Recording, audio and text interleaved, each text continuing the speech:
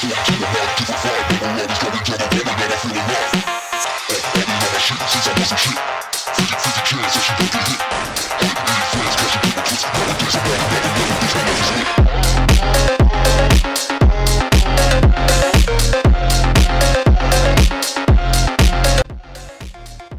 up guys, Flurry here, and I'm going to go over a little bit of a Kullervo build real quick. The only Kullervo build you're ever going to need. I've been seeing a couple other builds very similar to this popping up on YouTube, but I don't know, after seeing those I kind of think mine is still the best. You don't need all of these over here, all these purple Archon shards. They do help with that damage, of course, but he does enough damage on his own that you don't really need him. Now, I'm probably going to put it somewhere in the thumbnail or in the title of the video that you do not need an Umbral Forma for this build. Don't be an idiot like I was. Put your Forma here, do a V polarity on Blind Rage right here, and you'll be able to put Umbral Intensify on no problem. And this right here, I'm going to give you options for this build, okay? So for your options, I put on Augur Secrets just because I'm stacking up as much strength as I can possibly get. But you don't need it. You don't need all that strength. You can put on, where is it? Rolling Guard instead. And that's going to work just as well. That'll give you a little bit of flexibility. If your overshield drops, you can just roll and get a little bit of invincibility that way. I found that I don't need it for most content with this build, so I just put on Augur Secrets. I've got a Mars Hatred on here for a little bit more ability strength. And it also makes it so he teleports to a target within 10 meters on using a heavy attack. So basically, you just keep on, it just acts like his first ability. So you're going to just teleport to people while you're using your Tennokai. Just the same as you would with Wrathful Advance.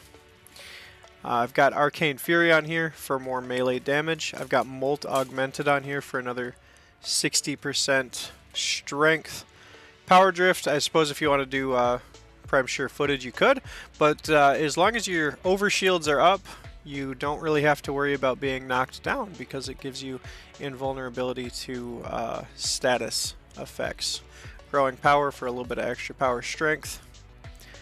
And the weapon I'm using is Hate. And it might be a little bit of a weird pick, I know, but I really like the Incarnate Hate for a couple different reasons. It is very strong, and it does a ton of melee damage, and it also does some projectile damage when it's in its Incarnate form.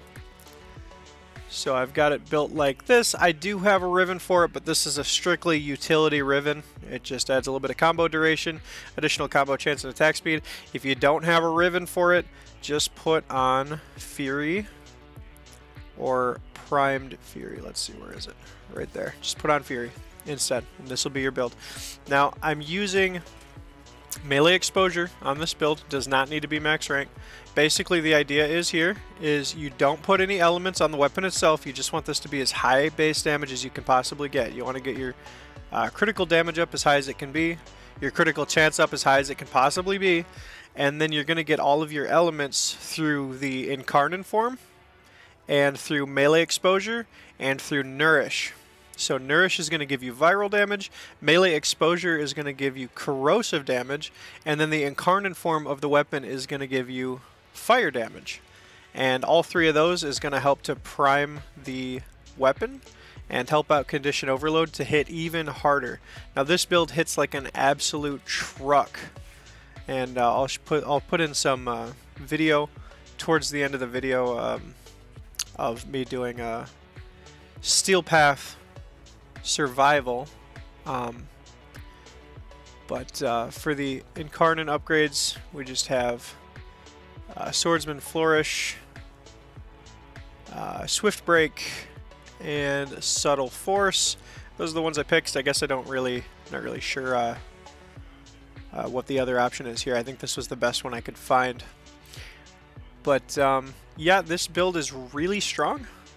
Nourish basically works with that energy nexus on the build to increase the amount of energy you're getting. while you're off, while you're doing your abilities.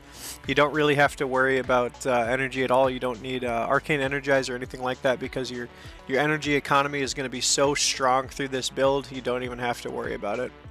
And like I said, these Archon shards here, I just put those on for the fun of it, because it just makes them do absolutely stupid damage numbers. You can put on pretty much whatever you want here. You don't really need anything. And that being said too, you don't need the hate either. You can put on any melee weapon you want. He's going to hit hard enough, I promise. But that is the build, and we'll show you guys a little bit of gameplay.